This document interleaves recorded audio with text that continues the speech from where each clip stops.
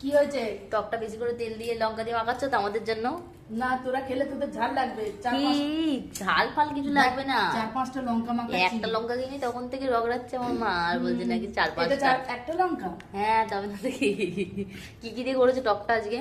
টকটা মূলো দিয়ে করেছি, ডাল বড়া দিয়ে, ডালের বড়া করে দিয়েছি, দিয়ে করেছি। ও আচ্ছা, আর কি কি করেছো আজকে? আর সর্ষের তেল দিয়ে মাখাচ্ছি, ভাত দারুণ খাওয়া হবে।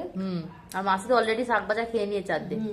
এখানে ভাত বেড়ে ফেলেছি, মূলো শাক ভাজা, ভাত, এখানে ডিম সিদ্ধ, শাক ভাজা তো মাসি তোদের দিয়ে দিয়েছি, আমি ডিম খাবো না। হ্যাঁ, তোমার ডিম খাওয়া যাবে না, বারণ। এই তো টক, ওই ডাল বড়া দিয়ে, আর এখানে হচ্ছে সব রকম সবজি দিয়ে ঝাল করেছি চিংড়ি মাছ দিয়ে।